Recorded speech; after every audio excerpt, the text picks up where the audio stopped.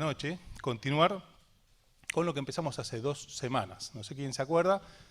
Habíamos comenzado con el libro, la carta de Santiago. Después la tuvimos que interrumpir porque estuvo Semana Santa en el medio y bueno, consideramos un tema acorde. Pero vamos a continuar hoy y los viernes siguientes, si el Señor no viene antes, con la carta de Santiago, que es una carta universal desde el principio, se podría decir. Hay muchas cartas que son de bendición para todos, ¿no? Son de enseñanza para muchísimos, pero que fueron escritas de un principio a una persona o a una iglesia. Esta, desde que Santiago la escribió con esta intención, de que sea una carta, una epístola para todo el mundo, que trata de temas muy prácticos. Los temas de la Biblia son prácticos, todos los escritos. Yo siempre me acuerdo cuando Samuel Presmillo estuvo acá y decía, si vamos a abrir la Biblia, algo tiene que cambiar de la vida, si no perdimos el tiempo.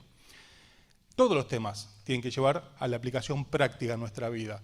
Y hermanos que escribieron cosas tan profundas como Pablo, porque escribían cosas muy prácticas, así como él decía o escribió, me gastaré a mí, con mucho gusto, gastaré lo mío y a mí mismo, me gastaré, algo sumamente práctico. A Filemón cuando le dice, mira, si algo te debo, ponerlo en mi cuenta. Cosas de enseñanza tan práctica como cada día muero, enseñando la forma de decidir que tenemos que tener todos los días, pero algunos otros escritos de Pablo son de una profundidad teológica difícil de entender, y no difícil de entender para nosotros, que por ahí, al menos que yo no lo entienda, no sería nada, no es ningún indicador de nada.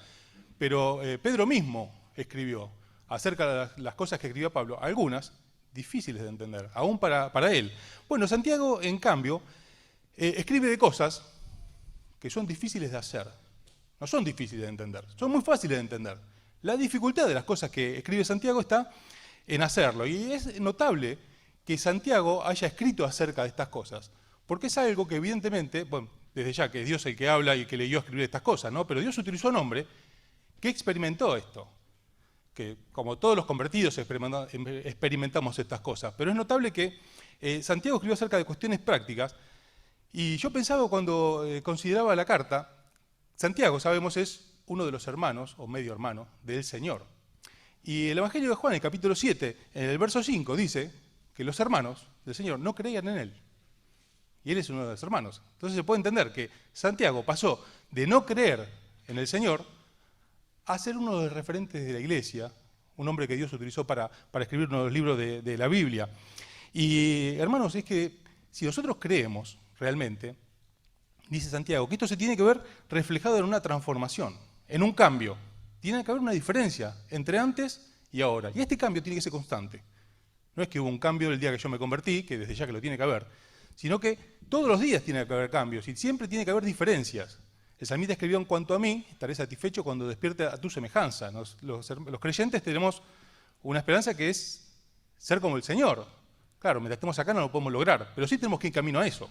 O sea, el rumbo tiene que intentar eso. Escuchaba estos días un predicador norteamericano que decía, él contaba que cuando era muy chiquitito vivía en una granja y en invierno nevaba. Y el padre de él era muy alto y daba pasos muy largos.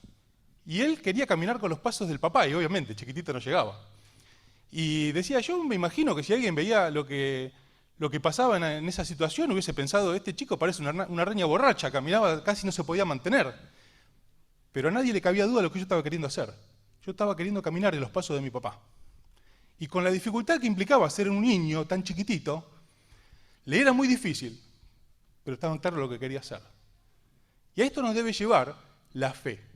Ver la vida de esta manera, aún con nuestras limitaciones, que son tantas. Porque el mal que queremos, eso hacemos. El mal mora en nosotros, lo dice Pablo mismo.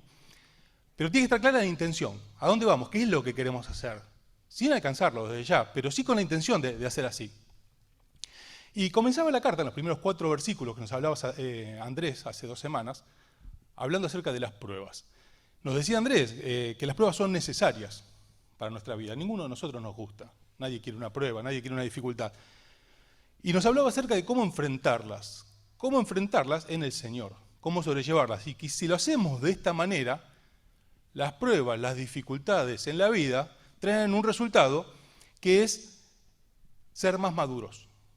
Nos leía Andrés que decía, mas tenga la paciencia su obra completa, para que seáis perfectos y cabales, sin que os falte cosa alguna. Allí terminaba Andrés. Perfecto no es sin defecto, sino está hablando de madurez. Y nos decía que las pruebas, si nosotros las enfrentamos como Dios espera que las enfrentemos, como Dios las diseñó para que nosotros las atravesemos, el resultado tiene que ser llevarnos a estar más cerca de Dios, a ser más maduros. Pero hermanos, lo cierto es que hay otra posibilidad, que es que de la prueba, en vez de salir más parecidos al Señor, de salir más maduros, es que salgamos abollados, que salgamos maltrechos. Las pruebas pueden llegar hasta apartarnos. Hay hermanos que se han apartado de la fe por una situación que sin duda es dolorosa, pero que Dios la permitió.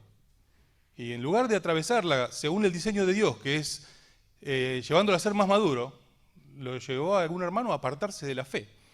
Por eso, inmediatamente, Santiago continúa en el verso 5, el que sigue, el último que dejó Andrés, del 5 al 8, diciendo así: y si alguno de vosotros tiene falta de sabiduría, pídala a Dios, el cual da a todos abundantemente y sin reproche, y le será dada.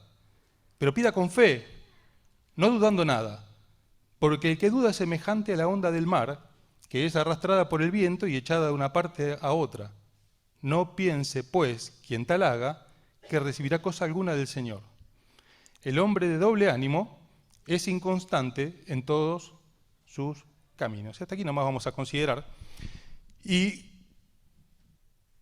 tenemos que tener en mente una cosa, que la carta, lo que estamos considerando es una carta, y como siempre decimos, las separaciones en versículos no son inspiradas, y tenemos que pensar cómo la escribió el escritor. La escribió como una unidad, está comunicando algo, tiene una línea de pensamiento, tiene una estructura, un hilo conductor. A nadie se le ocurre, cuando alguien está hablando, que salte de un tema al otro así sin explicación. Si yo estoy hablando del auto, y cuando tengo un auto gris, tiene 4 ruedas, es así, y empiezo a hablar del lavado, todos sobreentendemos que estoy hablando del lavado del auto. A nadie se le ocurre que estoy pensando en el lavado de la ropa, en el lavado de la vereda. Si no hago una aclaración, estoy hablando de lo mismo. Por lo cual entendemos que, como esto es una carta, tiene un hilo conductor, una estructura de pensamiento, y habla de la sabiduría, se está refiriendo a lo mismo. Está diciendo, las pruebas tienen que llevarnos a ser más maduros. Y si alguno tiene falta de sabiduría, dice, ¿qué pasó? ¿Le saltó la térmica? No, está hablando de lo mismo. Sigue hablando de lo mismo, y nos está diciendo que la falta de sabiduría, evidentemente, es un reflejo, es una muestra de falta de madurez.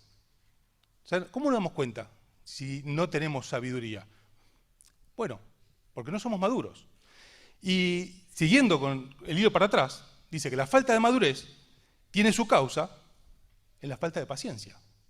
Queremos ser maduros. Bueno, antes que eso, lo que tenemos que tener es paciencia. Y la paciencia que nace en la manera en que nosotros enfrentamos las dificultades, las pruebas que nos tocan, según el propósito de Dios. Nosotros tenemos que enfrentar nuestras dificultades, sean cuales sean, con el propósito claro de que Dios sea glorificado. Más allá que a nosotros nos guste o no nos guste pasar ese momento, porque desde ya que no nos va a gustar. No nos va a gustar. Si nosotros tomamos la carta como una unidad, como lo que es, tenemos que entender que evidentemente, por lo que dice Santiago, la paciencia tiene que ser ejercitada antes que la sabiduría solicitada. Acá dice, si alguno tiene sabiduría, pídala a Dios. Yo quiero. Retrocedamos, rebobinamos un poquito. Hay que tener paciencia primero. Porque estamos hablando de un tema, estamos siguiendo un hilo, y arranca diciendo que por nosotros podemos pedir sabiduría si ejercitamos lo anterior. Lo otro, enfrentar las dificultades que nos tocan vivir de otra manera. Entonces, ¿qué es? Si no es madurez, lo que evidencia, mejor dicho, es inmadurez. Es niñez en la fe. Somos niños en la fe, alguien que no maduró. Y tenemos que saber que nosotros no somos maduros por tener una buena teología, no somos maduros si alguno predica bien, no somos maduros si tenemos muchos ministerios. Los hijos de Dios somos maduros cuando nuestra conducta, nuestras reacciones, nuestras contestaciones son maduras aún en las situaciones que no nos gusta atravesar. Eso demuestra madurez en los hijos de Dios. Si atravesamos como Dios espera que la atravesemos, porque lo cierto es que hay otra sabiduría. una sabiduría que no es de Dios. Después lo vamos a ver más adelante, la sabiduría humana que habla el capítulo 3 de Santiago. Hay otra forma, otra sabiduría, que no tiene que ver con Dios, que tiene otros principios, que tiene otros objetivos, que tiene otra forma de conducirse, que es la sabiduría del mundo. El mundo es un sistema que inventó el hombre para vivir como a él le parece, de espaldas a Dios. Y hay sabiduría que es del mundo, hay forma de proceder, hay forma de atravesar las dificultades, que son según este sistema que el hombre hizo para vivir como a él le parece, de espaldas a Dios. Y hay una realidad que se aplica en las relaciones espirituales, que se ve aún en las relaciones personales fuera de lo espiritual. Las relaciones, aún entre personas, en todos los ámbitos, las relaciones de afecto, matrimoniales, de amistad, se alimentan, sobreviven, si tienen un proyecto en común. Las relaciones, en todos los ámbitos de la vida, si no tienen un proyecto en común, no sobreviven. A todos nos habrá pasado, a muchos habrá pasado. Cuando nos convertimos, yo no me peleé con mis amigos. De hecho, el año pasado comí con dos que pasé muchísimos años y la pasamos bárbaro. Pero lo cierto es que hacía 20 y pico años que no lo veía. Y ocurre en ámbitos de trabajo, en deportes, en una infinidad de actividades, donde uno tiene muy buena relación con gente. Pero si dejamos de tener objetivos en común, proyectos en común, inevitablemente se produce distancia. ¿Por qué? Porque nos peleamos, nos llevamos mal, no lo queremos mal. No, porque tenemos proyectos diferentes y eso produce distancia. Bueno, hermanos, en el espiritual pasa lo mismo. Pasa lo mismo entre nosotros. Si tenemos proyectos diferentes se produce distancia y pasa lo mismo con Dios. Dios tiene su forma, su conducta, su sabiduría. Y si nosotros la que aplicamos es la del mundo, tenemos proyectos diferentes. Y esto sin duda lo que va a llevar es a distanciarnos de Dios. No porque nos enojamos con Dios, no peleamos, no queremos saber más nada, sino porque tenemos proyectos diferentes. Formas de conducirnos, de pensar, objetivos, que son diferentes. Y aún sin hacerlo voluntariamente, la realidad va a mostrar que nos distanciamos de Dios. Y Santiago nos dice cómo tenemos que recurrir a Dios cuando estamos en problemas. Dice Santiago que tenemos que recurrir a Dios con el deseo, pidiendo, no que saque el problema, sino que Dios se glorifique en el problema. El problema Dios lo permitió y por eso está ahí. No porque sí, sino porque Dios lo permitió. Pero la mayor preocupación, desde ya que vamos a orar por el problema, oramos por problemas de salud, los problemas de trabajo, sin duda que vamos a orar por el problema. Pero nuestra mayor preocupación tiene que ser crecer. Que esto sea una causa que nos lleve a acercarnos a Dios. Que Cristo sea formado en nosotros, como dice Pablo a los Gálatas. Que el dolor no sea en vano, porque hay una posibilidad que nosotros pasemos la dificultad. Y esto no cumple el objetivo, que es que seamos más maduros, más cercanos a Dios. Y ocurre como le ocurrió a Israel. Allí el profeta Isaías, en el capítulo 26, dice, tuvimos dolores de parto y dimos a luz viento. La mujer tiene el dolor de parto, pero le queda algo hermoso, el chico que nació. Qué terrible sería tener los dolores de parto y que lo que dé a luz es viento, no queda nada. Bueno, si nosotros no atravesamos las dificultades como Dios las diseñó, vamos a tener los dolores de parto, vamos a sufrir la dificultad y vamos a dar luz viento. No va a cumplir el objetivo. Ahora, yo pensaba, qué difícil que es darse cuenta de la falta de madurez, qué difícil que es darse cuenta de la falta de sabiduría en nosotros mismos. Es muy difícil. No es muy común que alguien diga, no, yo la verdad que soy un niño en la fe. La verdad que soy muy maduro y bueno, por eso hago estas cosas. La mayoría de nosotros tenemos idea de cómo deben conducirse, o si alguno es inmaduro, viéndolo en los demás. Aún en la iglesia, muchos de nosotros tenemos idea, no, la iglesia tiene que hacer esto, tiene que ir para allá, tiene que ir para allá, tiene que hacer tal cosa. Es más fácil verlo en terceros, pero qué difícil es verlo en nosotros mismos. Por eso, lo importante es evaluar los indicadores que nos muestran si tenemos falta de madurez, si somos niños en la fe. Porque por motu propio es muy difícil darse cuenta. Entonces, ¿qué tenemos que hacer? Ver algunos indicadores. Nosotros ya no llevamos a los chicos al pediatra, ya son grandes, pero cada vez que los llevábamos, el pediatra nos decía, dame el documento. Ah, pasó un año más, está creciendo, vaya tranquilo. Lo medía, lo pesaba, lo revisaba, decía, bueno, te buscaba síntomas, signos que estén demostrando que el chico está creciendo. Si alguno de esos síntomas, alguno de esos signos que él buscaba no era acorde, bueno, hay que buscar cuál es el problema. constantemente tenemos que evaluar, no los años en la fe, que no significan mucho, sino si hay síntomas de inmadurez o de madurez en nuestra vida. ¿Y cuáles son? Bueno, uno venimos hablando, que es cómo enfrentamos las pruebas, las dificultades. Y nos dice que si no la enfrentamos como Dios quiere, somos inmaduros, somos como chicos. Entonces tenemos que evaluar, ¿cómo reaccionamos? ¿Somos como chicos? ¿Y cómo reacciona un chico? Un chico cuando tiene una dificultad que no le gusta, ¿qué hace? Se enoja, se rebela. Yo siempre cuento, Axel, que está sentado ahí, cuando era chiquito se quería vivir a la casa de un tío. ¿Por qué? Porque el tío lo mimaba, le daba caramelo y yo lo retaba. Entonces se enojaba, se rebelaba. No, quiero ir a vivir a tu casa, le decía. ¿Por qué? Porque era un chico, es lógico. Los chicos se quejan cuando tienen un problema. No es que dicen, no, esto me va a ayudar a crecer. Eso es de maduro. Lo de niño es lo otro.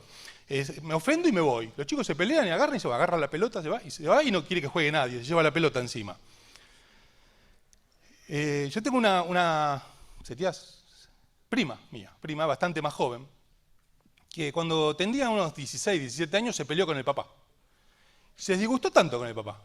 ¿Qué hizo? Agarró el DNI, que en aquel momento era una libretita, le cuento a los chicos que ya no lo conocen, una libretita de papel, con hojitas de papel, y agarró el liquid paper y talló el apellido, que era Ponce, y se puso el de la mamá. ¿Por qué se enojó? Pero claro, un adolescente.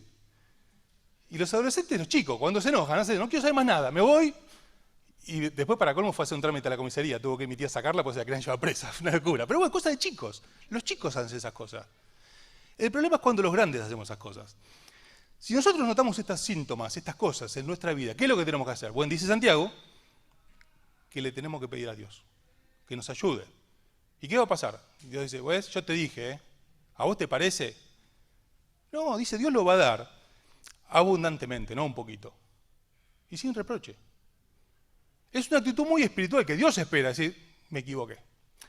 Acá me enojé y no tendría que haber reaccionado así. Puede que la situación realmente sea injusta, no la querramos, lo que sea.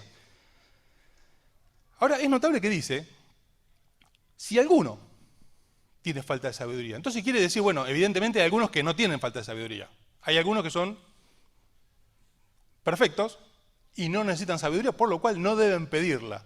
No, acá cuando Santiago dice, si alguno tiene falta de sabiduría, está diciendo, si alguno se da cuenta que tiene falta de sabiduría, todos necesitamos sabiduría, todos los días. Todos los días.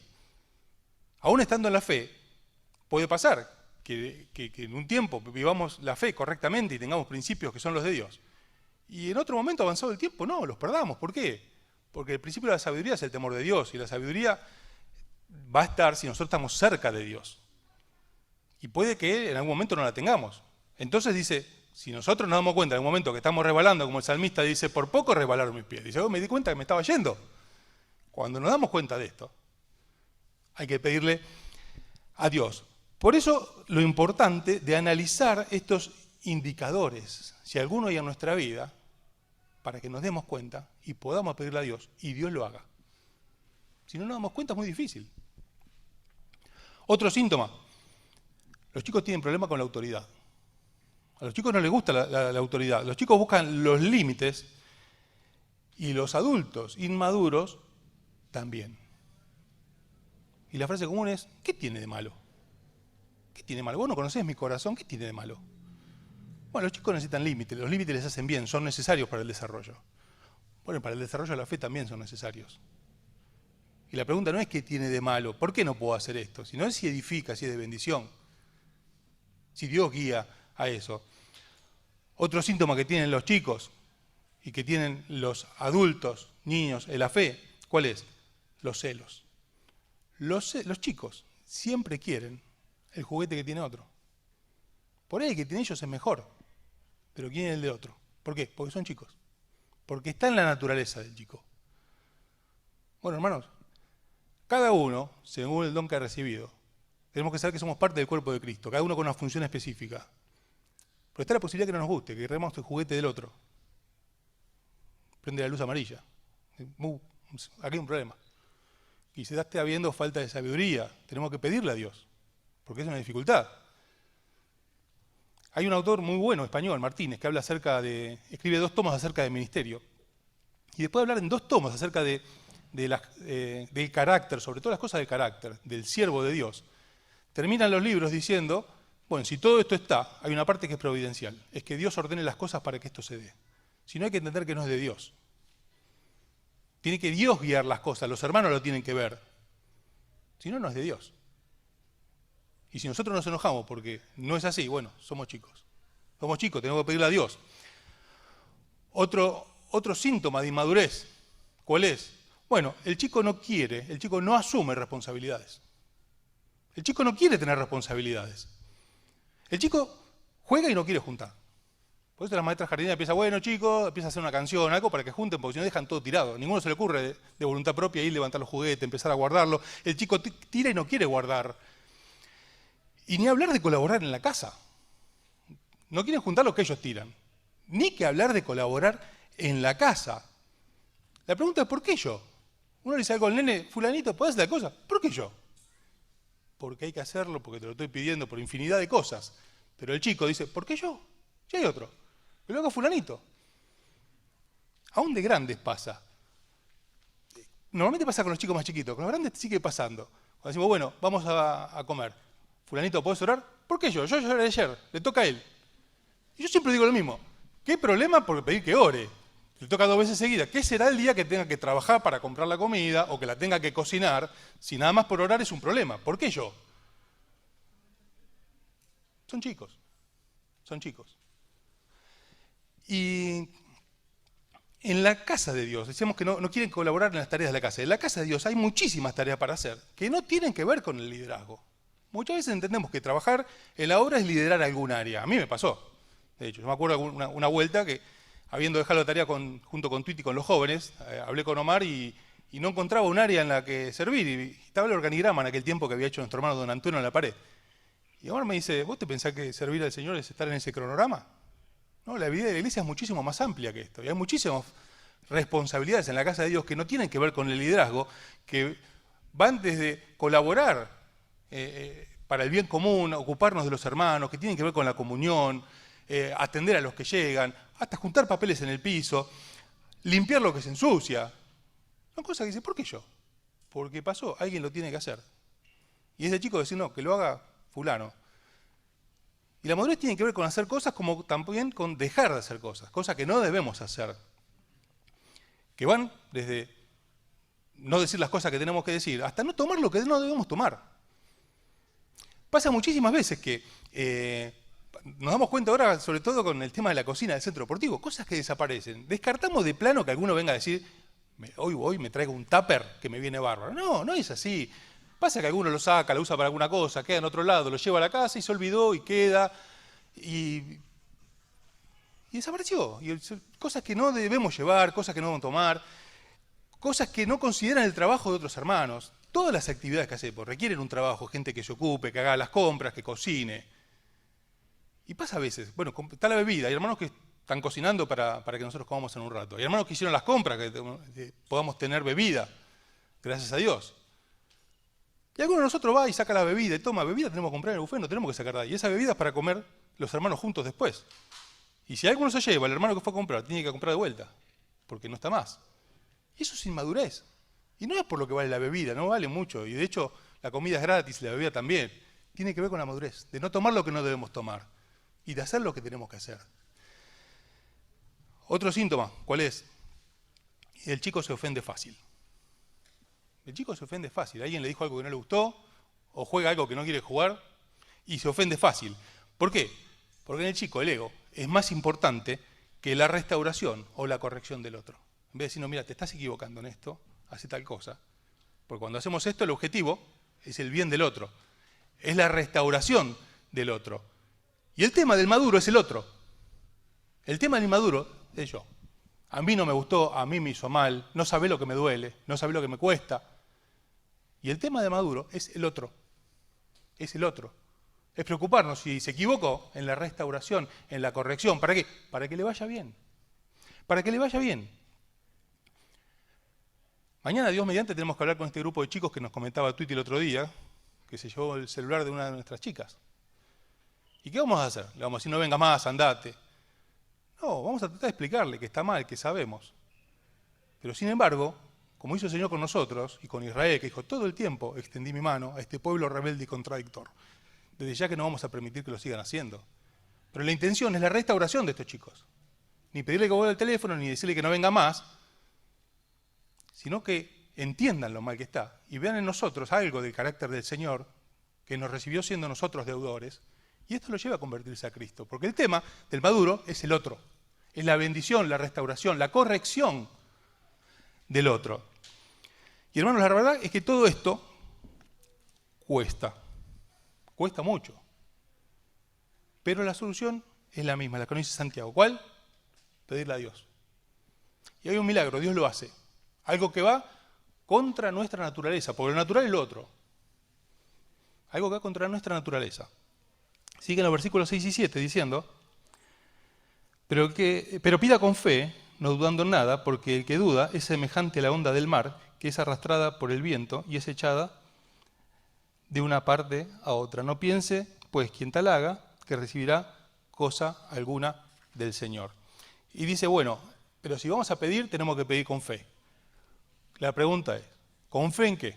¿Con fe en que Dios va a hacer lo que nosotros esperamos? No. Con fe en que Dios, a pesar de la situación que estamos viviendo, tenemos que tener fe en que Dios nos ama y nos cuida. No con fe en que va a solucionar el problema, sino con fe en que Él quiere lo mejor para nosotros. Que aquel que entregó por nosotros a su Hijo, ¿cómo no nos dará con Él todas las cosas? Con fe en que nada es imposible para Dios. No podemos dudar ni de la bondad de Dios, no podemos dudar del poder de Dios.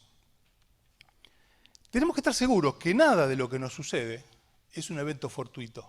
Nada pasa en la vida de los hijos de Dios porque sí.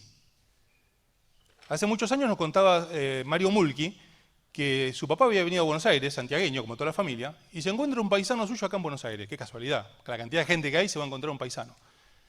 Y dice, ¿cuándo volvés? Mañana, yo también, vamos juntos, en la camioneta. No, el papá de Mario le dice, yo tengo pasaje. Dice, pero vas a ir en el micro solo, yo solo, parte el pasaje y viene conmigo. No, pero no te quiero, no, vení, le insistió, y el papá de Mario, de don Mario, se volvió en la camioneta del rastrojero con este hermano. Pasa que en la ruta se abre la puerta al rastrojero, se cae el papá de don Mario y pasa a la presencia del Señor.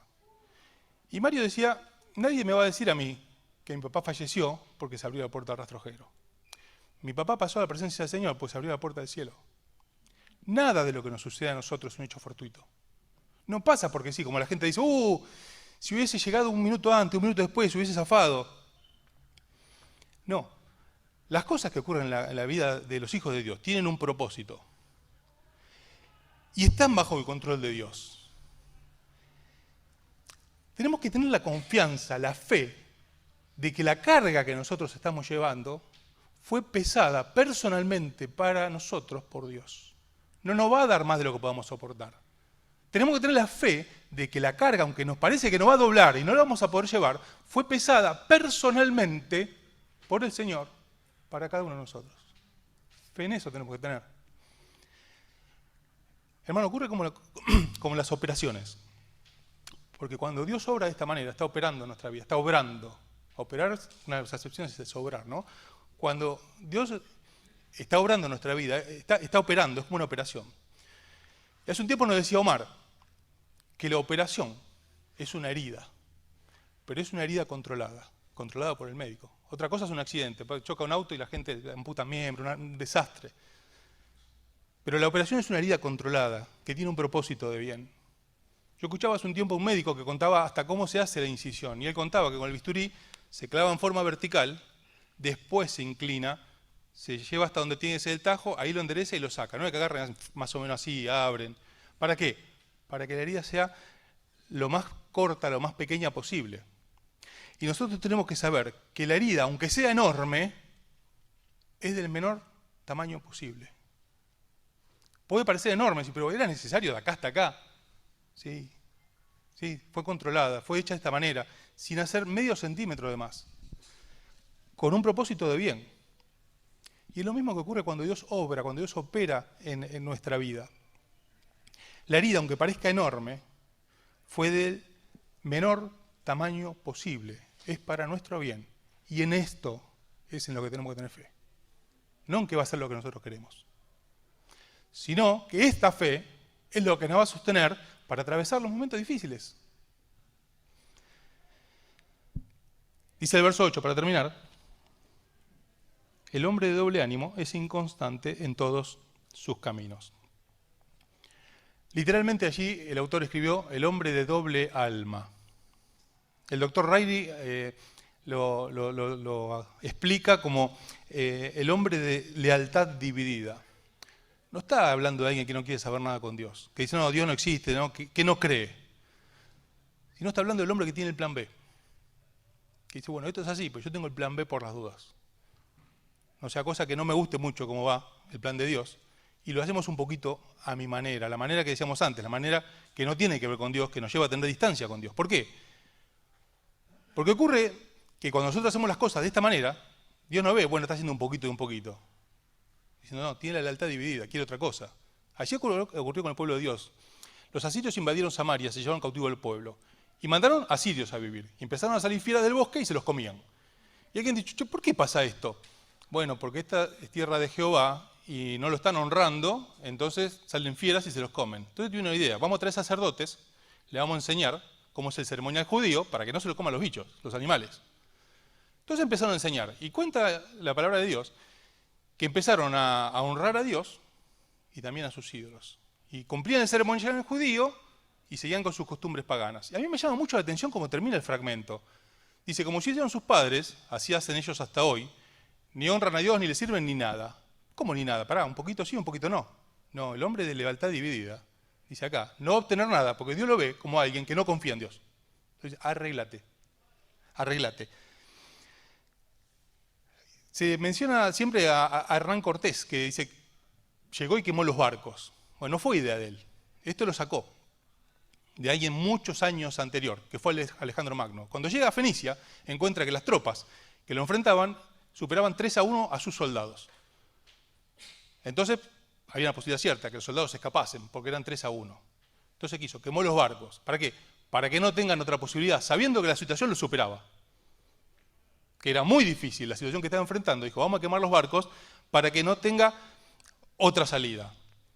Ahora nosotros, hermanos, por fe, tenemos otra salida, pero no tenemos otra salida que sea mejor que la de Dios. Alejandro quiso decir, no van a tener salida, le quemo los barcos y no hay forma. Nosotros tenemos otra forma. ¿Cuál es? La de la lealtad dividida, el plan B. Pero si somos maduros, por fe, tenemos que estar seguros que no hay otra salida mejor que la que Dios da. Tenemos otras salidas, pero nosotros renunciamos por fe porque sabemos que nunca es negocio. Job dijo, aunque él me matare, en él esperaré. Porque no hay otra salida mejor. No hay negocio. Aunque la tengamos, no la tomamos. Nosotros no tenemos los barcos quemados. Los barcos siguen estando, es nuestra carne. La carne no se convirtió. Nosotros estamos esperando la redención de nuestro cuerpo. Y tenemos el barco listo. Lo podemos subir en cualquier momento, porque la carne tira. No es que lo quemamos, lo tenemos disponible. Pero por fe tenemos que estar seguros que no hay otra salida mejor. Tenemos que estar ciertos que el sentido de la vida del hombre es glorificar a Dios. Allí Dios le enseña a Israel, por medio del profeta Jeremías, en Jeremías capítulo 3 está el relato, donde dice, bueno, comprate un cinturón de lino, ponételo. Y dice el profeta, anduve mucho tiempo con el cinturón. Y en un momento me dice Dios, andá y escondelo abajo de una piedra. Y él fue y lo hizo. Al tiempo le dice, andá a buscarlo. Y él cuenta que cuando lo saca estaba podrido. Y el profeta dice, para ninguna cosa era bueno, no servía para nada, pues estaba podrido. Y ahí Dios le dice, bueno, así es mi pueblo. Yo lo hice para que me sea por gloria, por honra, para que esté cerca mío. Pero no quisieron. Y terminaron como el cinturón. Podrido, no sirve para nada. Porque ese es el plan de Dios, hermano, para nosotros. Con propósitos de bien, pero que están sujetos a que nosotros analicemos estas cosas. Y veamos que si en alguna cosa estamos en falta, los indicadores no dan bien, las cuentas no están dando bien, vayamos a Dios y le pidamos. Porque es lo que Dios quiere. Por fe, confiando que Dios no es deudor de nadie, que Dios honra a los que le honran. Y hermanos, tenemos que saber que nadie que confió en Dios fue defraudado. Y nosotros no vamos a ser los primeros. Nadie que confió en Dios fue defraudado, y nosotros no vamos a ser los primeros. Y estas cosas esperamos por fe. Qué maravilla es lo que esperamos a futuro, lo cantábamos hoy, ¿no? Que decíamos, vamos a ver al Señor. En aquel momento no va a hacer falta la fe, lo vamos a ver al Señor. Job decía, yo sé que después de deshecha esta mi carne, con mis ojos, he de ver a Dios. Qué maravilla. Pero por ahora, hermanos, nos manejamos por fe. Por fe. Que Dios nos bendiga para poder tener este deseo. De atravesar las dificultades que pueden venir, no, que van a venir. No es una posibilidad, es una certeza. En mayor grado, en menor grado, en un momento, en otro momento. Pero van a venir. Todos los que estamos acá, vamos a enfrentar dificultades. Y el Señor espera que las atravesemos de esta manera. Oramos al Señor. Padre del cielo, cuántas gracias te damos por tu palabra, Señor. Qué bendición enorme es poder tenerla, Señor, a nuestro alcance, poder meditar en ella. Cuántos hermanos hay en tantos lados que no la disponen y para nosotros es un tesoro inconmensurable, Señor. Por eso rogamos que tú nos des la gracia de que cada vez que la leamos la hagamos con el deseo profundo de que nos hables al corazón y nos ayudes a transformar nuestra conducta, porque necesitamos, Señor, que tú te manifiestes en nuestra vida, que nos ayudes a acercarnos a ti, reconociendo nuestra debilidad, Señor, nuestra pequeñez. Sabemos que tú quieres estar con nosotros, Señor. Gracias porque estás en nosotros, en la persona de tu Espíritu, y haces posible estas cosas. Danos la gracia de anhelar estas realidades en nuestra vida, para que tu persona se manifieste en nuestra vida, seamos bendecidos, podamos atravesar las dificultades, Señor, como tú esperas, con propósitos de bondad, de bendición, y también, Señor, como escribe Pablo a los Corintios, para ser de bendición a los demás cuando atraviesen situaciones similares. Señor, te rogamos ahora por el resto de la noche, el tiempo de comunión, la comida con los hermanos, y especialmente por las reuniones del fin de semana. Tú nos dé la gracia de tener encuentros espirituales, hables a los chicos que han de venir del barrio, que son tantos, tú nos dé la gracia de poder ver conversiones a Cristo, vidas transformadas, Señor. Oramos muy agradecidos en el nombre de Dios Jesucristo. Amén.